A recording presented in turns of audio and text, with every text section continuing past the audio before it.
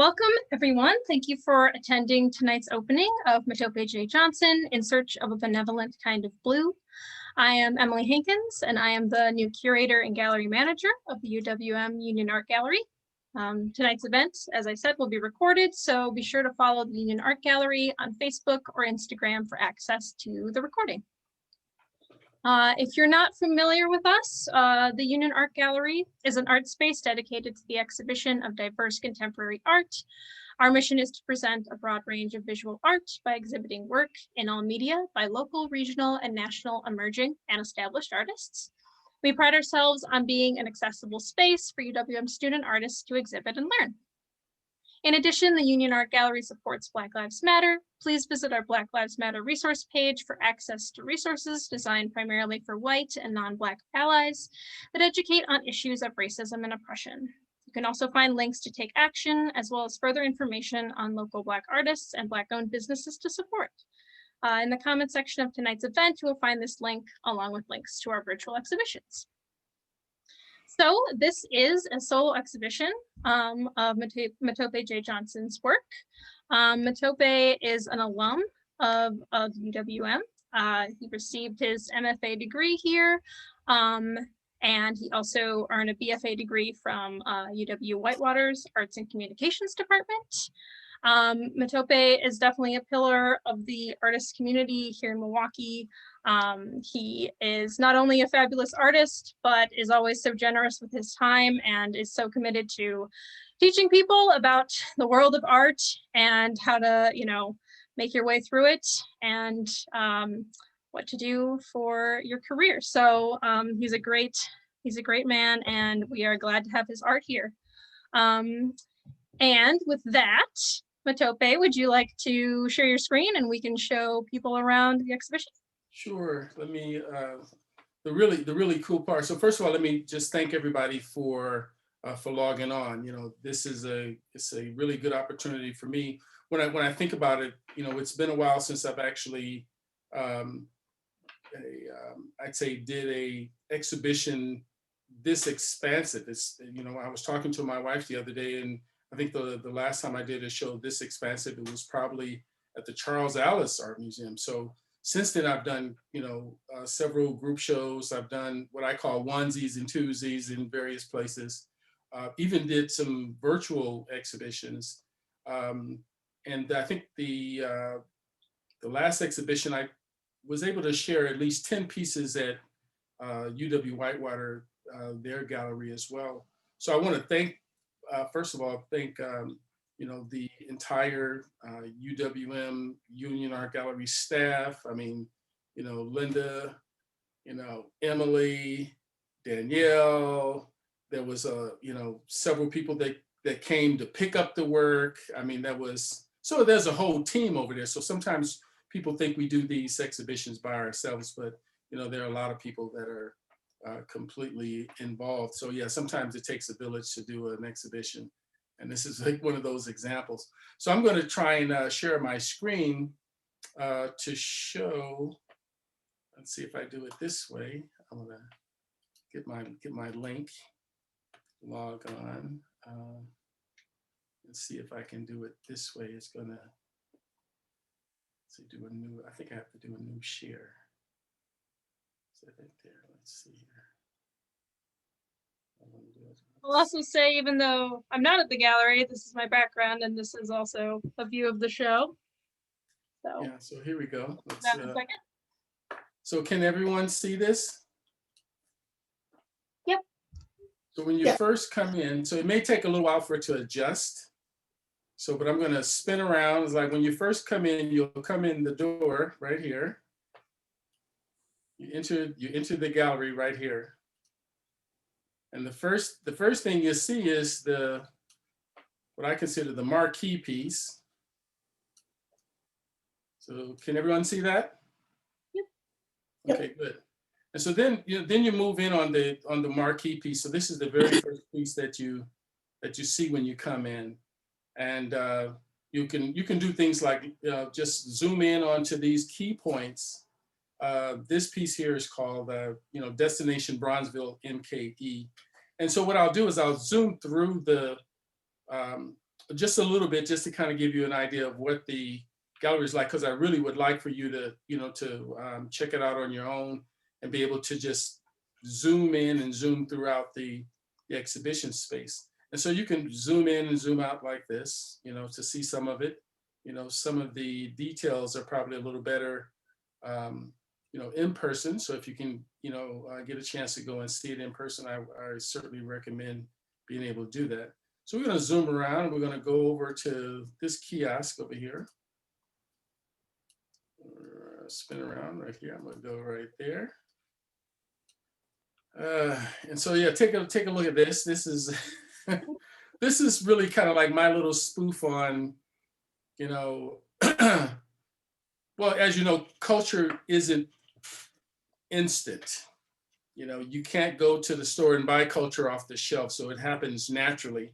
So this is what I call my Bronzeville culture grit, or grits. So you can actually see the packaging, and the packaging, it really gives you a little bit of a history of Bronzeville. And but there's ingredients that really make up what culture in this neighborhood was really about. So this is really just kind of a some satire on really a story that is a work in progress. So yes, culture happens organically, happens naturally. It's made the old-fashioned way. And so if you ever get a chance to get into the gallery, you can actually read the label and the ingredients that make up this culture. And so you go through a little further and you can see some of the elements of the show here. You can see that I put in what I call a soft sculpture memorial. And then you log on, you can roll over it and see that this sculpture was, again, I think this was kind of a, teamwork. This was in part created by the Sculpture Club at UWM. It was with the support of Professor Glenn Williams, who is a sculptor instructor there at the university. And he and I met several years ago when he first came to UWM, and we've had a number of occasions where we've gotten together. So I certainly give them credit for creating the pole that the soft sculpture is sitting on. So you can see, how things are kind of constructed. These are, it's really a memorial to the Bronzeville of old. So when you think of what happens to neighborhoods when eminent domain policies take place, and when it really literally kills a neighborhood. So this is pretty typical of what you would see if you were in the city of Milwaukee. You would see that if someone came to an untimely demise, they would always leave animals, or they would leave flowers. And so this is a combination where you see both animals and flowers adorning this, this pole. And so then as you travel through the exhibition space, you can stop at different points. And these paintings, they vary. They vary in style, they vary in media. I had the pleasure of being able to at least create these narratives to tell stories of Bronzeville. And so that's what a lot of this is. And we can talk about some of this along the way. So then there's these elements that you can see various things that's going on, and you can stop by each of the bays. And when you look in the bays, you can go inside a bay here. And then each of these bays have work. This is a series that I did called Live in Bronzeville. And these are large 40 by 60 posters, that are reminiscent of the broadside posters that you would find in the neighborhood when entertainers would come to Milwaukee and perform at these various locations. So in this particular case, this is Howling Wolf, and this is the Flame nightclub, which was an actual location in Bronzeville at the time, and so various entertainers would show up there. And you can see that what I tried to include was not just the dates, but if you look closely, you can even see that, the address was 1352 North 9th Street, and the admission was $2.50 per person back then, just to kind of give you an idea. And then, of course, there's different what I call vignettes that you can look at. So this is, one of the flagship pieces that helped promote the show. This is a collage that was done. This is called From Tutwiler to Milwaukee. So it's really Tutwiler, Mississippi, which is part of the Great Migration that helped bring a number of the African Americans to Milwaukee and other places like it. So it's actually called Catch the First Thing Smoking Tutwiler to MKE. And so these other vignettes are similar paintings that, tell the story. This one is called Hip Hop Cipher on 4th and Brown. So this is a fictional depiction of, guys who are performers, and they create these ciphers where, the DJ comes, he brings his turntables and they play music, and then they would have these jams where they compete against one another. But in this case, this is reminiscent of also the doo-wop singers. And this is a actual location. So 4th and Brown, I actually grew up on 4th and Brown, and across the street is the St. Francis Catholic Church. And this is on the corner of where St. Francis actually is located. And so we'll go through and we can continue to pass by a number of these paintings. And so this is the first study that I did of the hip hop cipher. This is Howling Wolf. And I'll go out here and we'll just go down, and you can see that I also have other little elements that are built in. If you look above, you can see I created these, you can see the shoe flings up here where you walk through the neighborhood and you'll see how, many times bullies throw the shoes of other people on the telephone wires. And so I've got these shoe flinging going on up there. And so there's several different, posters that you can see and works that vary. So I'll let you go through and you can look at the titles and look at a lot of the work yourself without me having to go through and do, all the heavy lifting for you, because the experience really is one that I think that you would enjoy yourself. But I thought it'd be good to share it with you. And so you can see these different elements of looking through the screen doors of actual old windows that became part of, the whole Bronzeville experience. And so some of the work that I have, like these particular pieces, are actually windows off of, a house that I lived in. These windows are probably made for a house in 1914. So I used the frames, to actually countersink the paintings in those. And so this is a place over on King Drive called Frank's Place. And this is a building right here. This is the one that's over on King Drive and North Avenue. It used to be a bakery, and at one point it was even the local Subway where you go and get sub sandwiches. And then you'll pass by all of these paintings. These are fairly large paintings. These are at least 3 feet by roughly, let's see, there's 36 by 60 to kind of give you an idea. And so these are what I call Bronzeville Poets. And this is a series that I did, and it was good to be able to revisit them, a second time, because this is the second time that they've actually been seen together. Each of these paintings have been seen separately on some occasion, but not all of them have ever been seen together for a while.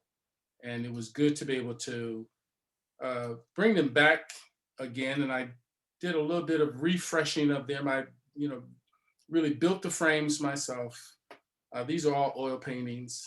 And each of these individuals are really active poets in the city of Milwaukee. So it's Carmen Cale Pruitt and, Eric Jefferson. And this is Tiffany Miller. This is Jeff Winkie. This is Blanche Brown. So we get a chance to see some of these poets all throughout Milwaukee, and to be able to pay homage to them and respect the work that they create was a pleasure and a joy. So I'm gonna, continue to travel back this way where we started, and then we can have a conversation. So there you can see the ingredients right there. So I just want to thank you for allowing me to be able to do that. And you can see how much fun you can have virtually. It's almost like traveling through a video game. Is really what it is. So let me stop right here, and I'll give the screen back to you, Emily, and we can just go from there. Oh, okay, thank you, Mutòpe. And it's, you don't always get to have the artist show you around a little bit, so that's kind of a good opportunity. Yeah, I would say that it's good to be able to, to pay a visit and go and see it in person. I think it's, it's more fulfilling, I think, when you can, almost smell the media, itself. You can, some varnish is still fresh on a lot of those paintings. So yeah, I always used to say that, you have to come and get me when I'm in galleries, because I don't like to just look at paintings. I like to smell them. I'll walk up to a painting and smell it. So I get the full experience. I want to take it all in. Yeah. Okay, so I guess to start off, and you kind of touched on it while we were kind of looking at the other art, but I guess maybe to start off, where you got the idea for these works and kind of what your thought process is behind this kind of series of works that are on display. Well, the entire body of work has really been a work in progress, and I really started exploring the idea of the color blue. I'd say probably around the mid to late 90s, when I began to think about the impact that blue has on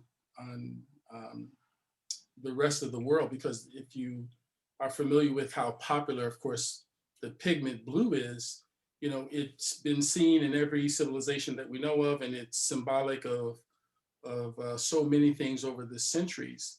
But one of the things that really became, so pronounced for me was the fact that I could talk about blue as a narrative, as a pigment that really suggests these vignettes that I talk about. The idea that it began with the plant indigo, which was grown in Africa and India and other countries, and then happened to make its way to the United States and became a cash crop because of the valuable pigment itself and what the color blue, has done for the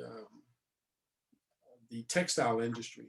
And so one of the stories that I always like to tell is how the indigo plant and cotton actually grew next to each other on various plantations.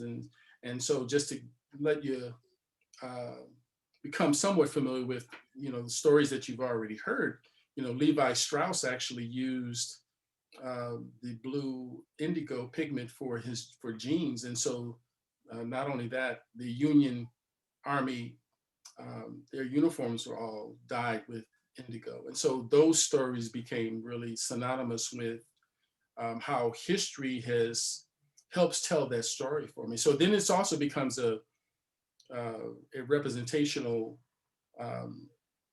icon for me when thinking about those various histories. So I can look at, 1865, for instance, what was going on in 1865 when the Emancipation Proclamation was first announced. So actually it was 1863, then 1865, it was found out in Texas that slaves were actually free for 2 years already.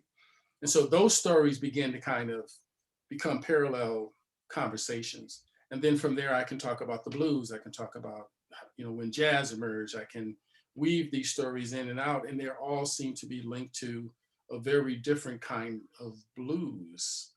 And so the thought behind a benevolent kind of blue is really in search for the kind of blue or the type of spirit that does good. And so that benevolence is something that I think we all seek. And so I do want to say that not all blues is sad. There's different kinds of blues. There's blues that is happy. There are blues that, can tell the story about, marriage. There's blues that, can make you cry. So yeah, there's various kinds of blues, and there are different musicians that perform those blues. And so that was the beginning. And I realized that I had this treasure trove of stories that I could tell. And, artists do that pretty often. They, at least the best of the artists are the ones who are the better. They're the really, really good storytellers. Yeah, and I know that on the back of a lot of the pieces, you kind of tell those stories to whoever's seeing that. So yeah, in terms of a lot of the stories that are here, most of them, as I understand, are related to Bronzeville. So Right. do you want to talk a little bit about that sort of background and where you kind of talked to me about past, present, and future of Bronzeville and kind of coexisting here in the space? Well, I'm actually a resident of Bronzeville. I grew up there as a young child, at least up to the age 5 or 6. So one of the things that I remember what Bronzeville was like during that time. I'm not going to name any years because then I'm going to be telling on myself. So yeah, you are. See, most people think that when you get past age 50, they think that they didn't have cameras. That when you were in grade school, they think that you had to hire an artist to do an oil painting of you, and by the time you graduate from high school, then maybe they would be finished with it. So I don't want to date myself like that. So I don't want people to think that, oh yeah, he's when he was around, the dinosaurs were around. But I grew up there, so I remember what Bronzeville sounded like. I remember the sights and sounds of it. And my family eventually moved from Bronzeville during the eminent domain that was happening. So when the freeway started coming in, it was probably right around the early 60s. And it started north of Milwaukee and came back this way. And by the time the freeway passed right in front of my house, because eventually we left Bronzeville and moved to 7th and Locust. And that was roughly right around 1961.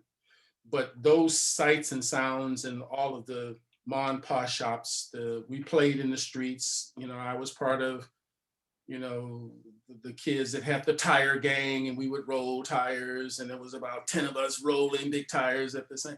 So we did different. We played all the games that we did. We played in the streets. We literally did. We played hide and go seek. We played kick the can. We played all kinds of sports, and I learned so much from that time period. Everything that you needed was in Bronzeville at that time. We didn't even have to go downtown.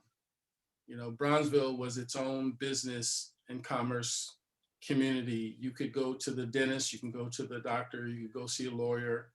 And all of this was happening within that radius from, I'd say, probably Center Street all the way to Valit, and from the river east to 12th Street.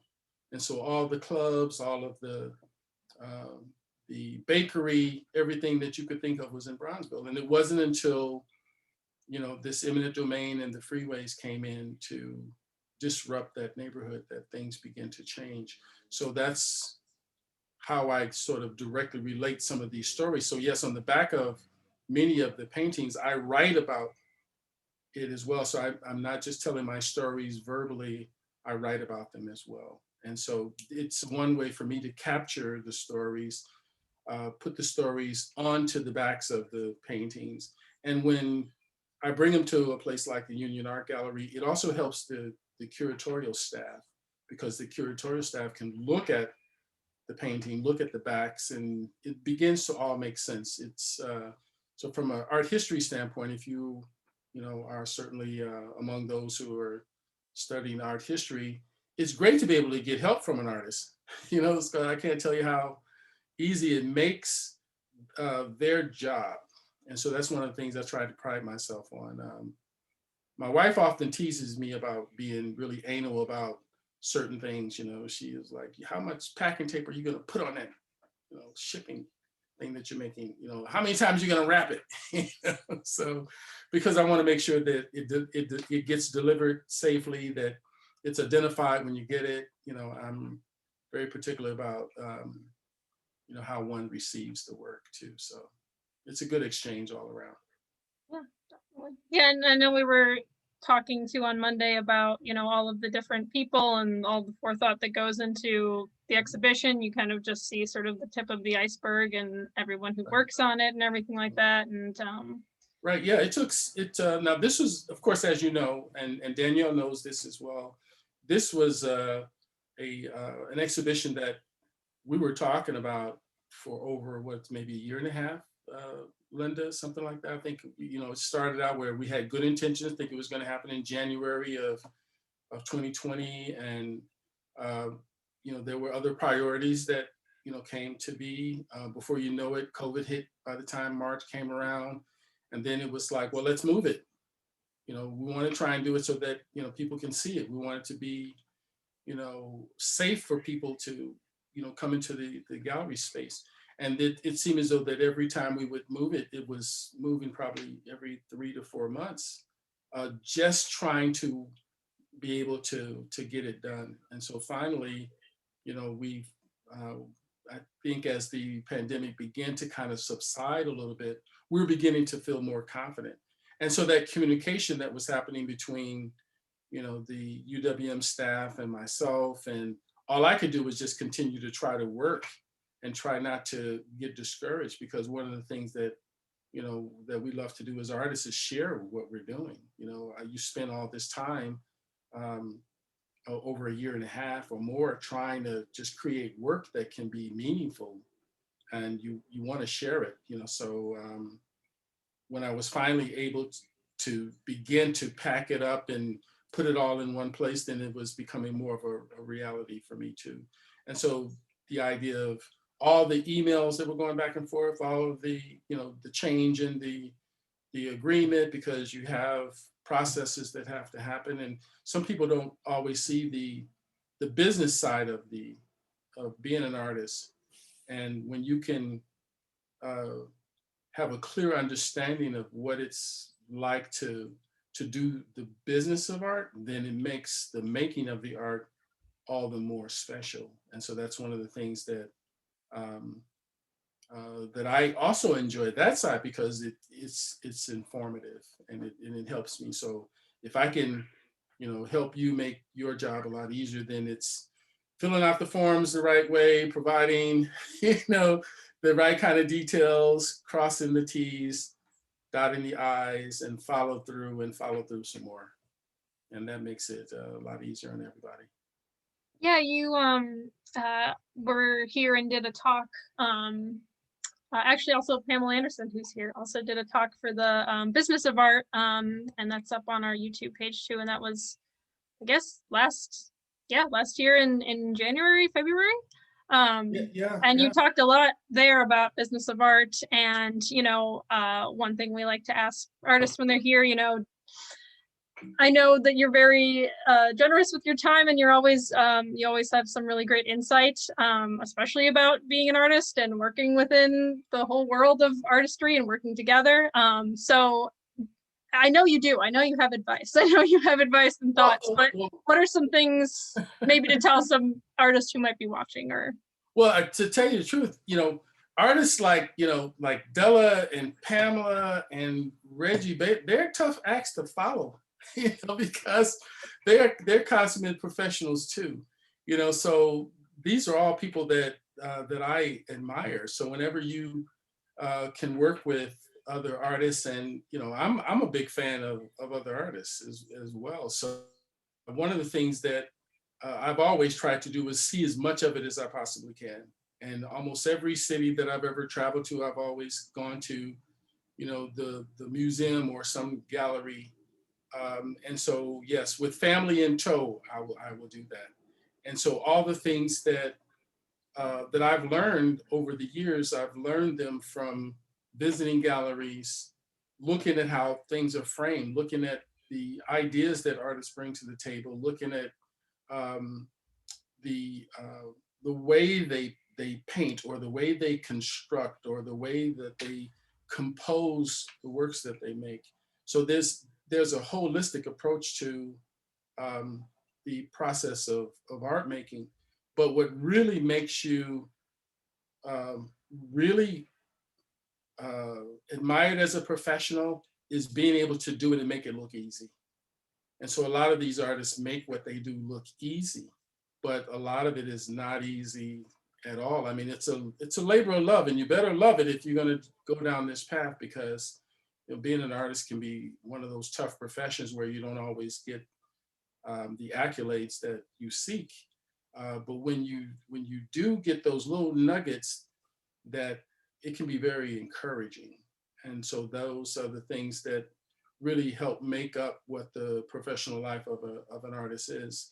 And so, yeah, all the so the business side of things. So yeah, there's that side of the supply and demand that we often talk about. Those are business principles. And so we are small business people. And a lot of times we're not always given credit for having business savvy. And that's, that's the furthest from the truth. I mean, a lot of artists are really, really good business people. And it's not just about, all I want to do is I just want to be a purist. I just want to make the work. I don't want to be concerned with the money. Well, wrong. But because we can be concerned with money too. We want to be successful. A lot of us do. And so, that those business principles are important for us to know, and processes are good for us to know. So I would say, do it holistically. If you're going to go down this path, learn to love what you do. It makes your job a lot easier when you love something. Okay, so this is kind of changing gears a little bit, but I kind of wanted to ask about the blue. Nope, this way. Oh, wait, I can't figure out the screen. There we go. All right, so the blue doors, which are not made out of doors, but look like they are. So could you talk a little bit about those, and also like who the people are within the doors? Because I'm personally interested. Well, there are three doors. There's and so I think the titles of those doors are called the doors of opportunity. And really the doors, I had to try and figure out a way to make the doors so that they could be physically handled a lot easier. So, because that there are different kinds of doors that you can actually go to the store and buy. So you can actually buy solid wood doors. You can buy hollow core doors, where on the outside you have a wood veneer, and then on the inside they're hollow. Or you could do what I did and just make them, where they're not made out of wood at all. In fact, the doors are literally made out of canvas and foam core. And the reason why I wanted them to be made the way that I made them is so that they could be easily handled. And so, yes, you get this exterior. It's kind of an illusion. I kind of like creating things that look like other materials. And so it's something that I've been kind of working at for a long time. So even some of my paintings might look like it's a certain medium, but it certainly isn't. It's quite the opposite. So I literally made the doors out of canvas and foam core. So I cut them so that they were beveled, like you would see a router that would route, the bevels on doors. And then the panels, I decided to put the persons who created the opportunity for others. And so Louis Armstrong is on one of them, James Brown is on another one, and the other one is, am I losing my mind? Josephine Baker. And all of these artists were trailblazers, and they help open doors for other performers and other artists. So those doors become really metaphors to talk about the door opportunities. So the doors that were created by those that came before us. And that's really what the doors represent. And so that's why you see, even when you walk into the gallery, or as we were passing through the gallery virtually, you could see the screen doors that were also hanging. So you could literally see right through them, and it's just kind of representational of opportunities that exist. And so I always do these little kind of iconic ways of telling a story. And so they become representational of a point that I'm trying to make. And that's really the basis behind it. So yeah, and they're really easy to handle. Like the staff, you go like, wow, you pick this door up and you realize, oh man, that's a lot lighter than I thought. Yep.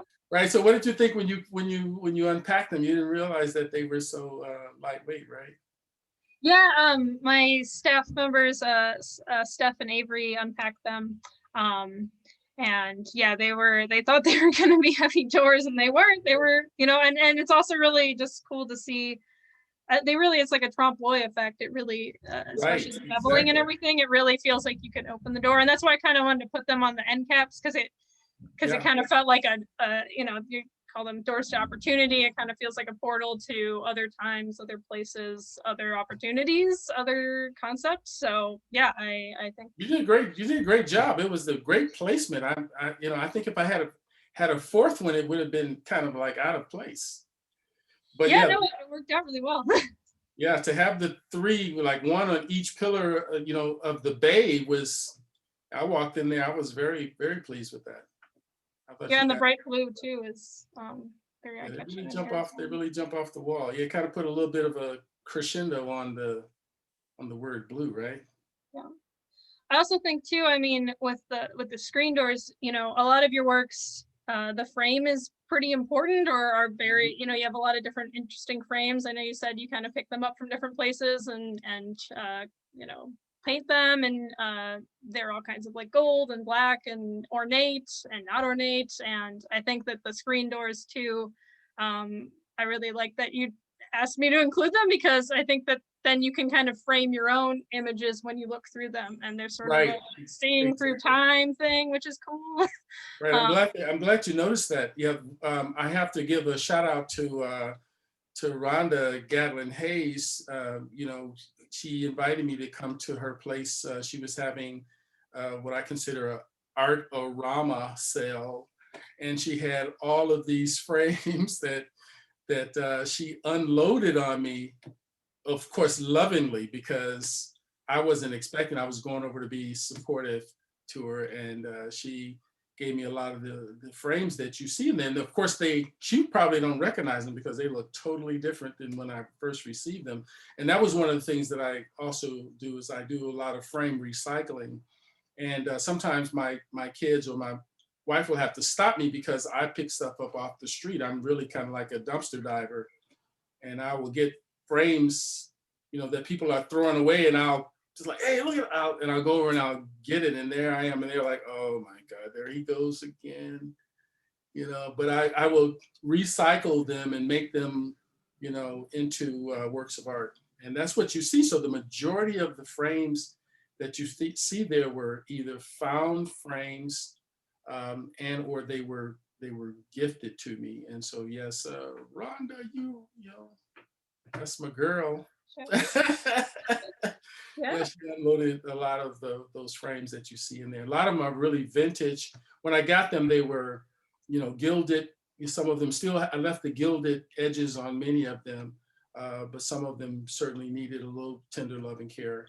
And so I love wood, and so I like working in wood, and that's the result that you see there. So. Yeah, it just makes it interesting to see all the different framed contexts, and they're also different. So yeah, they just look really, really intriguing. And so I think I'll ask one more question. I know you said you might ask me some questions, but well, I thought I was asking. Yeah. Well, but that's okay. Yeah, I think you're doing great. I mean, so what do you think that since we're going to get on the subject, I'll let you ask your question, then maybe I might ask a series of questions myself. So, yeah, I want to leave some time too for some Q&A for the visitors here. Oh yeah, please. But please. But yeah, I think my last question really was just about. Am I going to get it right? Yeah. Okay. So the series of poet series. So I think you said that this is like the second time they've been shown. Right. So I know that they're kind of contemporary poets, and so did you Did you go see them, you know, do a performance, a reading, and then ask to do their portraits after, or how did that work? Yeah, it was a long process. It was during the time that I was going down the road, leading up to a thesis that I was working on for grad school. And to recruit people to do portraiture is really hard, because getting people to trust you is probably the toughest thing. Mhm. And the fact that I, approached them to ask, because they don't know, what do you mean do a portrait of me? What do you mean? And so it was kind of hard to convince them that I had all the right intentions. I had, good intentions, that I really um, admired what they do. And so, yes, I went to poetry slams. I would go to the readings, any performances that they would have. You would find me sitting in the audience. And so I finally got up enough courage, and I was consistent. and the first person that I actually approached was Blanche Brown.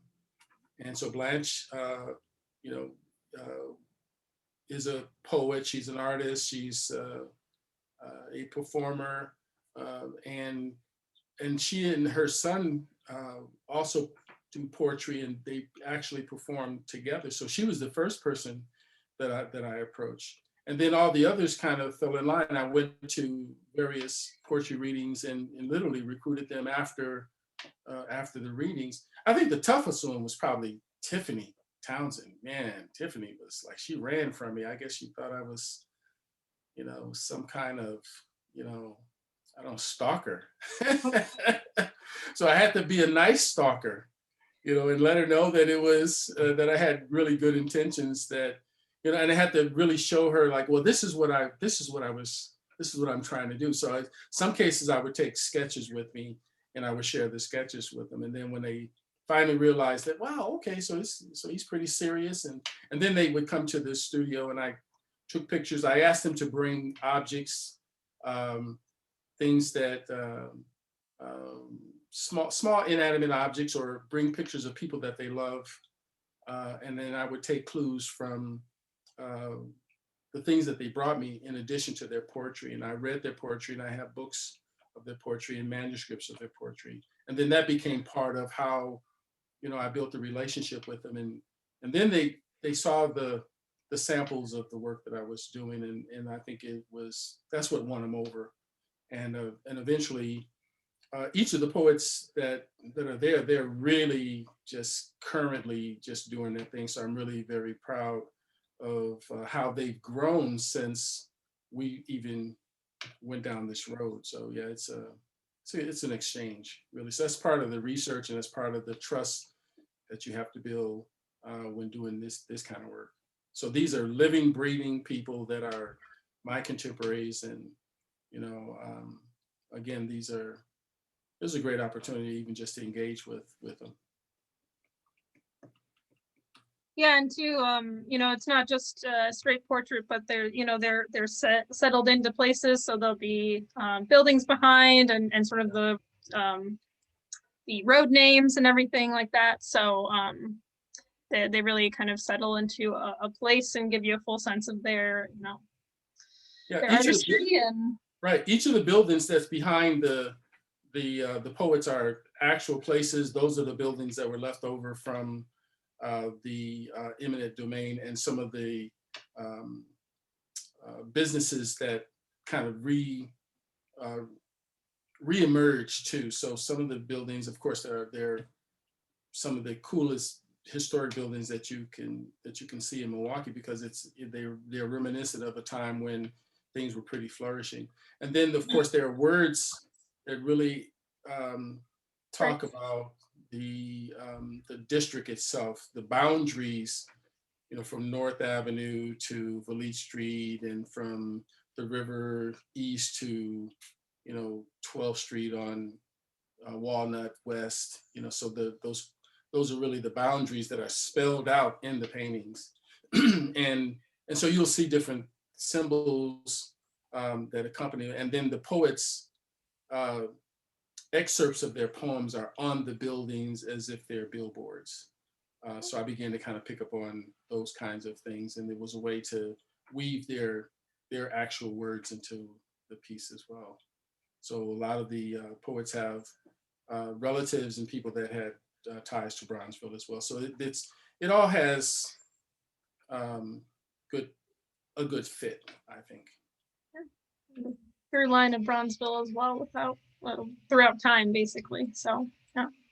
So it's good that you notice. It's good that you notice those things. A lot of times, these are like what I call visual codes that you have to pay really close attention to, or they just go right over your head. Mm-hmm. It's good that you can discover them. That's why I put them there, so that maybe just a little bit of a clue that you can take away something that's all your own when you're looking at work like that. All right, so that was my last question. So I don't know if you wanted to ask any, but otherwise I'll open it up for Q&A afterwards or whatever. Yeah, I think so. This is a good time. I would love to be able to talk with some of the people that logged on. Ask away, and then maybe I'll get a chance to ask questions back at them, because a lot of the folks that have logged on, I'm familiar with them. I'm seeing names.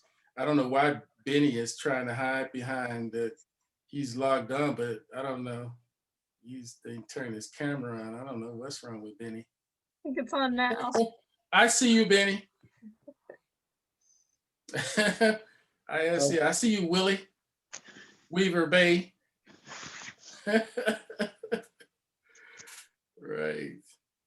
And Nancy is on. Nancy, I saw you had your camera on earlier. You can't hide. There you go. And so, Cindy, I see you too. You were initially, I thought you were looking for, I saw you on Facebook, you posted, how do I connect to Zoom? I'm glad you found your way. So are there questions that I think folks want to ask? I would love to engage with them. You can go ahead and unmute yourself. There's Kim and Josie. Hey. There's Benny. See, Benny, I know. You can't hide, Benny. Hey.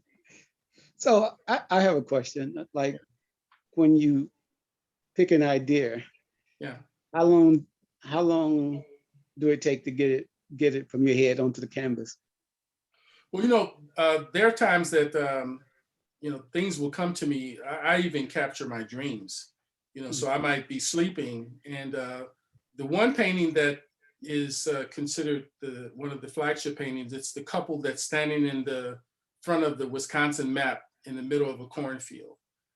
I literally had a dream about that painting, and I thought what I was looking at in my dream was the work of someone else, and the gallery person was flipping through this work before they framed it, so they looked like they were prints, and they were flipping through, and I was looking at like, who is this work? And the person may have said the name of the artist, but I didn't remember it. All I knew is that I was really excited about what I was seeing, and they were all in black and white. They were not even in color.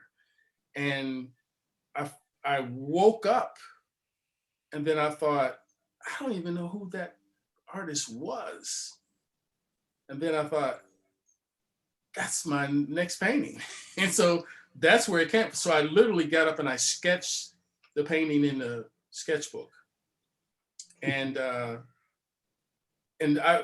my only regret is I couldn't remember what the other ones looked like. I had that one nugget that I got. It was like, okay, I can't remember what the other ones looked like, because there was like a stack of them. That was like a treasure trove of ideas had I been paying attention. But I did do that one, and so I sketched it as I remembered it, and just happened to and I just made it so that it had Wisconsin ties. But all those faces of all the people those are actually people that were in the train station during the Great Migration. I think it was the first wave of the Great Migration. We're all at the Grand Central Station waiting to catch the train to places like Cleveland.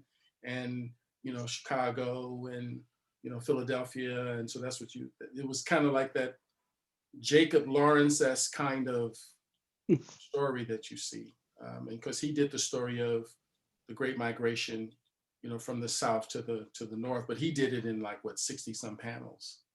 And so Benny, to answer your question, it probably took, I don't know, from the first time that it came to me in the dream, and then I captured it as a sketch to actually canvas. I don't know, probably a month and a half, couple months maybe, you know. So it was all there. They take a lot longer than it seems if you're gonna do it right. Now that's also a collage. So it doesn't look like a collage, but it's a collage. So when you walk up to it, you'll see that it has different material in it. And I was trying to figure out what materials I was going to use. So it's acrylic, and it's, you know, it's part digital, part, believe it or not, I went to stores looking for material that I could use to cut out that had some kind of transparency to it. And I had got to a point where I gave up. And then I went down to retrieve some stuff out of the dryer. My wife uses these dryer sheets. And as I was taking the clothes out the dryer, I took the dryer sheets and I held it up to the light and I could see through it.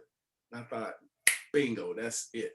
I'm going to use that material. And then I cut it, and that became the clothing texture that you see the people are actually wearing. And that carpet bag that's sitting in the forefront on the ground is also made of those dryer tissues. The rest of it is kind of paper and cardboard, and, you know, and the paint medium itself. So it takes a while to do it. Yeah, and then that's a fairly large one too. So I hope that answers the question. Yeah. Yeah. Some ideas don't take nearly as long, but that one sure did. So. Okay, so who else is there? Who else got a question? I know you guys got something to ask. Let me see, is there? Okay, what is there? Mutòpe, I have a question. Yeah. As you mentioned, we had to put this exhibition off, and it just kept moving. Yeah. Did the artworks that you were including, or your vision of the layout of the exhibition, did that change or evolve over time with those postponements? Well, you know, what it did for me, Danielle, it gave me time to think about it more, because you know, I was trying to think about, because a lot of the work I had not made yet. And so in that early 6 months, I was really busy trying to concept ideas. So I still, and I always overwork. So you always want to make more than you actually can show.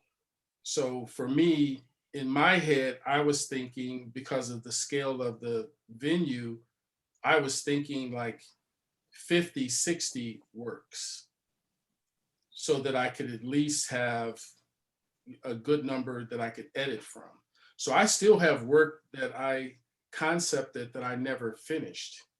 So I probably have like at least half dozen or dozen that I concepted, but I never got a chance to do.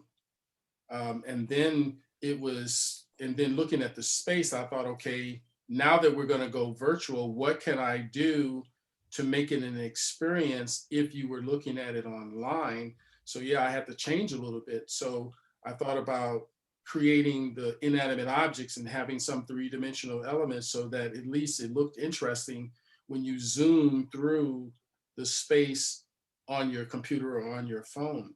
And so those elements of the shoe flings those are elements that showed up in my painting. So I wanted to make those, you know, real objects that became part of the experience when you saw it virtually, or whether you go and walk in and you'll see it. And it makes a big difference doing that. So yeah, so I was able to put, you know, some previous paintings that were part of the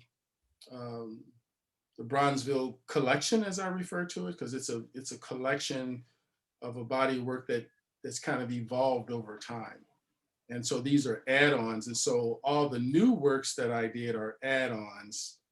But I couldn't pass up the Bronzeville those were the cornerstones of the work that I was doing. And it's so now because, you know, the individuals in those paintings are active, you know, living, breathing examples of artists who are from the community and that they are strong contributors to that culture that we talk about. So yeah, it does change. And so you have to kind of pivot when things don't always go your way. So I was getting nervous. So you think that artists don't get nervous, huh? That was a question. I have a question. Yeah. When did you start painting Mutòpe? When did you realize you were an artist? Man, well, I mean, seriously, probably because I went through this transition from being a little guy. I was always making stuff, you know, but when you're young, you don't know what you want to be exactly. And for me, it was, how do you earn a living at it? Because I knew I was good at making things. I knew I was good with my hands, but I didn't know what artists did.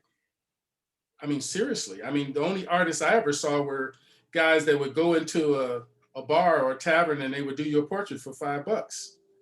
And when I saw artists like that get insulted, I was like, man, I'm not paying you for that. That don't even look like me.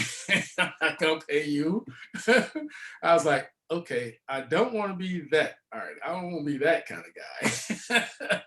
So it really kind of hit me when I was probably in junior high school, when I finally realized, okay, I think I'm good at something. I think this is it. And I sold my very first three comic books because I actually hand did these comic books. And I think I sold them for like $1 or something. Like one to a math teacher, one to a shop teacher, and my sister bought one from me, and she recently gave it back to me. She had it for like 30 years, and she gave it back to me. So I actually have it, you know, misspell words and everything. It's yeah, I look at it as like, man, I've come a long way since then. But yeah, it's seriously, I began taking it serious. I had a direction by the time I got to junior high school. Then I thought illustrator first. Then I realized that, okay, I need to be able to be as versatile as I possibly could. Graphic designer, you know, illustrator. Then I started painting, just kind of playing around. Stuff lived in boxes for a long time. You know, I never really showed it. I would make it and put it in boxes. You know, my wife encouraged me because I was doing some things out of, she loves paper, and I started doing these 3-dimensional paper sculptures of famous people. And she went out and she took one and had it framed, and I got a chance to see it differently. So it really taught me that, okay, if I really think about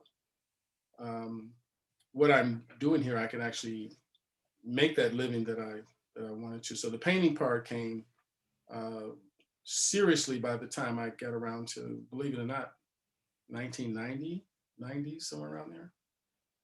Yeah, so that's when I took it serious, when I was able to sell it for a decent amount of change. Made a pretty good coin on the very first painting I ever sold. I sold it to this ad agency that created some commemorative posters for AT&T. So it's like, buy a phone and we'll give you a poster from this Mutòpe Johnson. You know, but those were landline phones too, by the way. It's like, man, I don't know. I think my sister is the only person I know that still has a landline. So Mike, those of you still have a landline, man?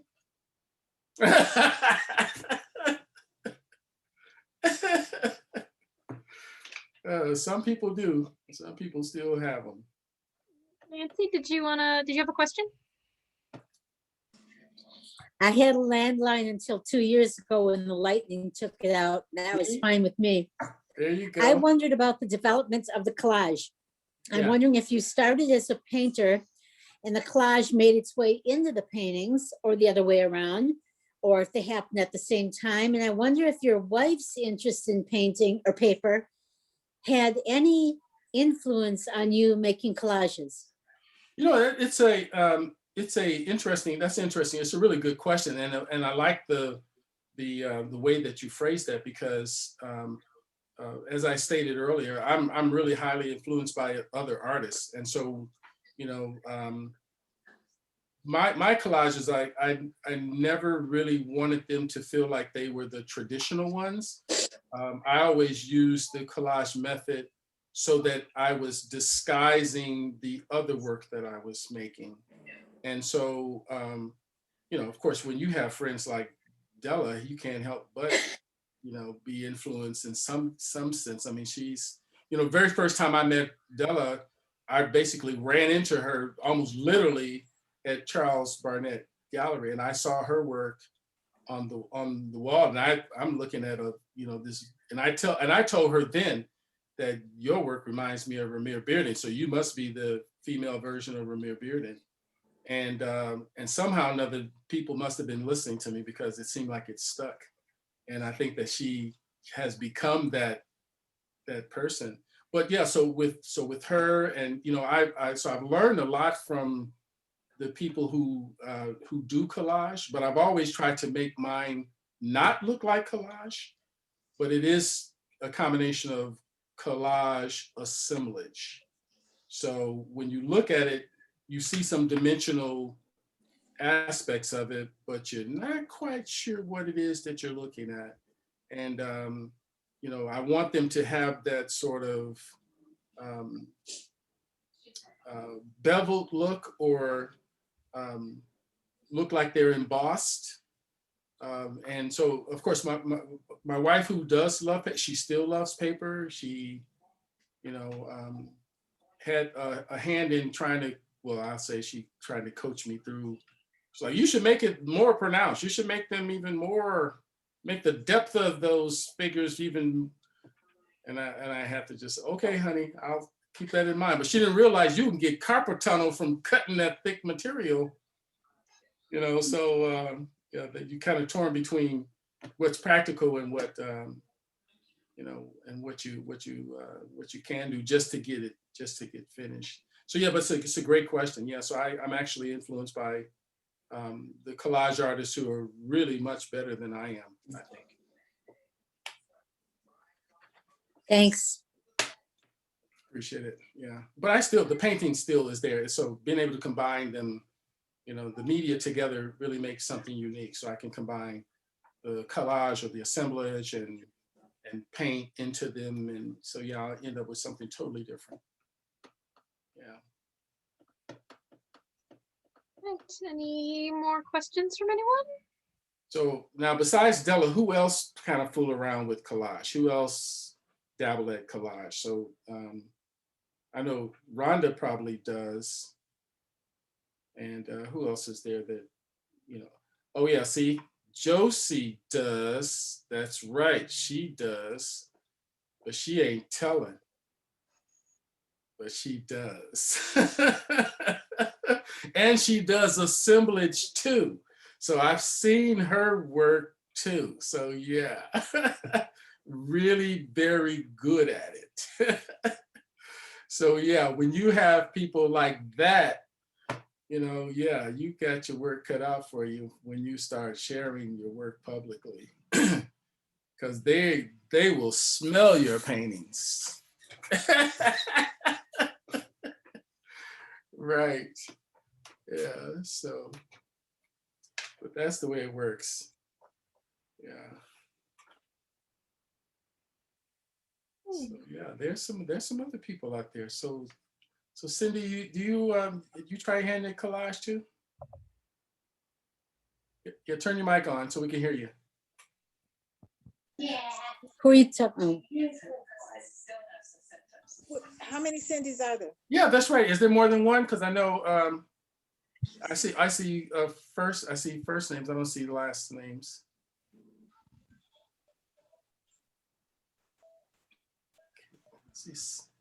Okay, I see Syndic, right? That's right. So yes, okay. Talk to you. I think your mic is on. Yeah. I don't do collage, but I was, I guess I was kind of wondering about, with the new administration Mhm. now, and all this money coming out for employment, how do you think that that will affect the arts? Because I've been kind of listening to the news, and so far I haven't heard anything. Did I miss something, or? You haven't I missed guess- anything because the administration is going to not keep people from making art. They're not going. It's not going to. They're not going to make. No, if I have to start, drawing on paper bags, I'm going to draw on paper bags. It's not going to. It's not going to keep me from using materials. It's not going to keep me from making art. I don't depend on the government to inform whether or not I'm actually going to continue making work or not. And so we're all finding a very different way of doing it. So yeah, I can listen to all the news reports. And yes, it seems as though that when you talk about budget cuts, normally they cut art programs first, but artists are very resilient. We kind of ignore some of those popular trends, and we will continue to make art and express ourselves at no matter what the cost or no matter what the circumstance. They're not going to stop me from making work, and they're not going to stop me from sharing. They're not going to stop me from mentoring. They're not going to. So no, there's no. We should not place those kinds of limitations on ourselves, because it seems as though that these government policies says that, well, okay, we're going to cut funds from the National Endowment for the Arts. Okay, it'd be great if you had people that continue to be philanthropists and give to those when the government does not support it. And there are people in the world that does that. Collectors, support artists. Patrons of all kinds support artists. And so I would say that do not limit yourself to thinking that, well, if they say we can't do, that's the time to be making art. That's what Julian Schnabel said. So, okay, they were saying, oh, painting is dead. No, Julian Schnabel said, no, this is a good time to be painting then.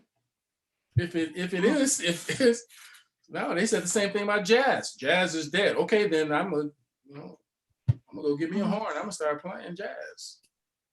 I guess I guess I didn't know how to answer my question or introduce my idea. I was just thinking about the times when I think it was Roosevelt who was the president at the time, WPA. and he had hired. It was a movement, and I was just wondering, perhaps maybe that's coming. I don't know. Well, the Works for Progress Administration, which was the WPA, that was the program that he federally funded. What he did was he just really gave artists an official chance to continue to earn a living. Now, keep in mind, artists have always made a living, whether or not they were supported by the government or not.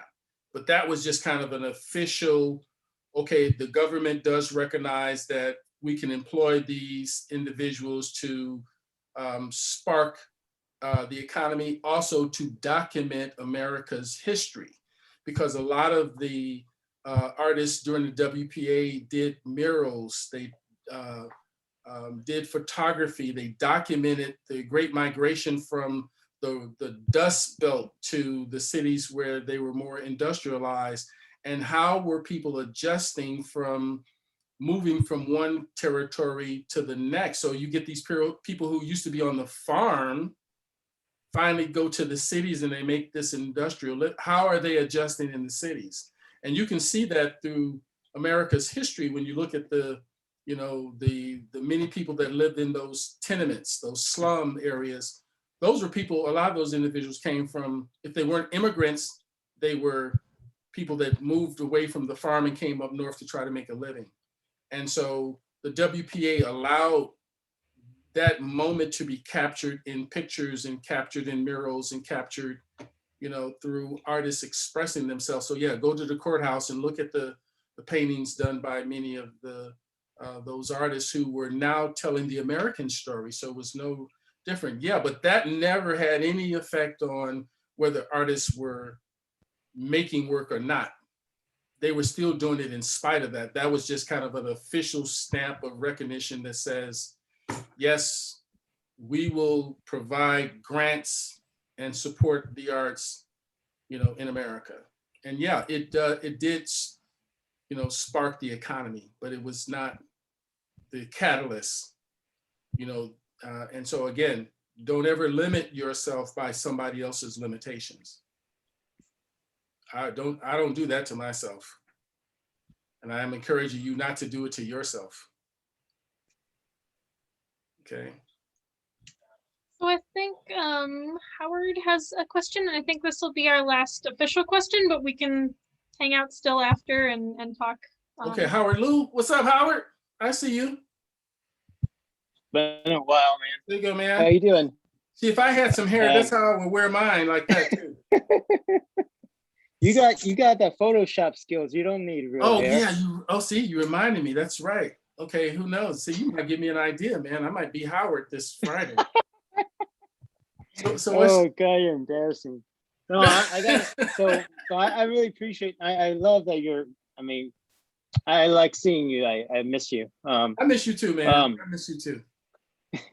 So I mean, we all know you're a scholar, you're a historian.